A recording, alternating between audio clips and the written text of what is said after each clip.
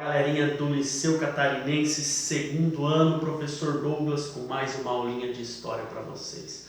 Só para a gente relembrar um pouco, nas aulas anteriores nós falamos sobre a Reforma Protestante ou as Reformas Protestantes, entramos na Contra-Reforma e agora, dando uma sequência, a gente vai falar sobre o absolutismo. Professor, o que foi o absolutismo? Era uma forma de governo muito comum na Europa entre os séculos XI e o comecinho do século XIX, final do século XVIII ali. O poder era todo centralizado nas mãos do rei, tá? Era um poder absolutista. O rei tinha todo o poder, o rei era soberano, o rei tinha autonomia, diferente da Idade Média, que nós podemos lembrar ali, onde o poder era fragmentado, era todo distribuído entre os feudos. Vamos lembrar disso. O poder estava nas mãos de quem? Dos senhores feudais, né? Eles que ditavam as regras nos feudos. Existia um rei? Existia um rei, porém o rei não tinha autonomia sobre os feudos. Por isso que o poder era fragmentado. Agora o poder se concentra tudo nas mãos do soberano, nas mãos do rei. Por isso, absolutismo, poder absoluto nas mãos do soberano.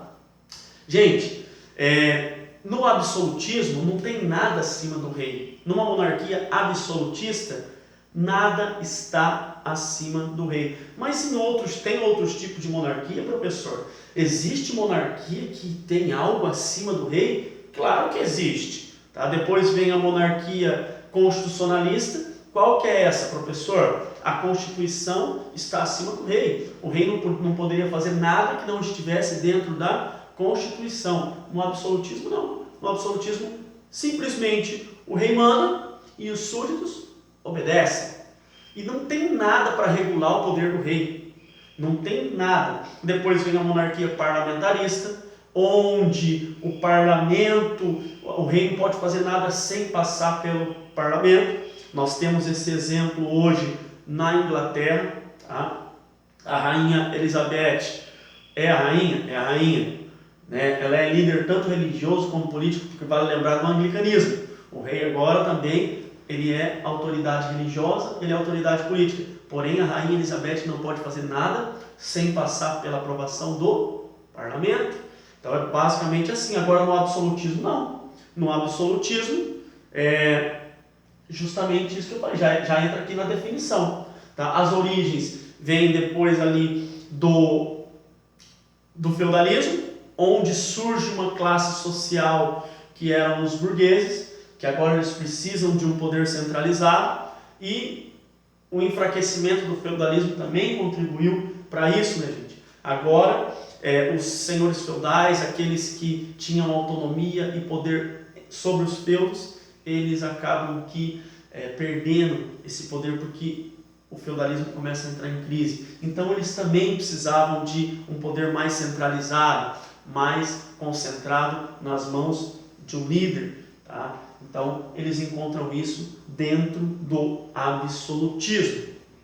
À medida que as nações modernas estruturavam-se, principalmente na Inglaterra, França e Espanha, e o que o comércio ressurgia na Europa, uma nova classe social emergia com grande poder econômico, que eu falei agora, que é a burguesia. Para a burguesia, a fragmentação política e econômica existente desde a Idade Média não era interessante, pois afetava seus negócios principalmente por causa das diferenças de moeda e impostos existentes nas províncias para outra. Lembra lá na Idade Média, primeiro, que a moeda nem circulava na Idade Média. Era mais a questão ali dos produtos, da agricultura de subsistência, o escambo, aquela troca de produtos. Para os burgueses isso não é interessante, né, gente? Eles precisavam de uma moeda, eles precisavam que ressurgisse a moeda, até porque eles surgem com o comércio. Lembra? Vocês já tiveram essa aula? Ao redor dos feudos surgiram o quê? Os burgos, que eram os comércios, e quem que eram donos desses burgos ou que comandavam esses burgos eram essa classe social que são os burgueses. Só presta atenção aí, gente. A nobreza, por sua vez, via com bons olhos a concentração de poder na figura do monarca, como uma forma de garantir o controle das terras que possuía. Assim, a concentração de poder nas mãos do rei era uma demanda da burguesia em ascensão e também da nobreza. Nobreza e burguesia de mãos dadas, tá, em relação a essa questão de uma figura forte, de um rei soberano, que tivesse autonomia, que tivesse autoridade. E para finalizar, eu não sei se vocês notaram, o prof está lendo um texto aqui também, estou explicando e lendo um texto que não está na apostila de vocês, porque vocês não têm a apostila ainda, mas é de lá que eu estou tirando algumas coisas. Presta atenção. Com o poder concentrado no rei, cabia a ele a criação de impostos, determinação e imposição das leis, garantir a segurança do reino, sufocar rebeliões e revoltas e impedir invasões e ataques de estrangeiros. Para que isso acontecesse de forma eficiente, foi criada toda uma estrutura administrativa para auxiliar os reis em suas várias obrigações, como a formação dos estados nacionais, as nações. Enfim, o rei determinava a imposição da moeda do idioma único para toda a nação, eliminando as diferenças que restringiam a atuação crescente classe mercantil. Tá? Agora é o nosso próximo assunto da nossa próxima aula, que vai ser o mercantilismo, que era todo o sistema econômico dessa época conhecida essa como Antigo Regime, né? Os franceses chamavam assim, e o absolutismo. A gente vai ver a religião também de mãos dadas com esses reis, com esses soberanos que tinham o poder absoluto, mas tudo isso a gente vai ver na nossa próxima aula, que eu vou falar sobre o mercantilismo. Gente, já para vocês darem uma adiantada na próxima aula, para vocês já virem para o vídeo, tá, com um pouquinho de bagagem, conhecendo alguma coisa, a tarefa de hoje, prestem atenção, é fazer um pequeno resumo sobre o mercantilismo. Faça um pequeno resumo sobre o mercantilismo.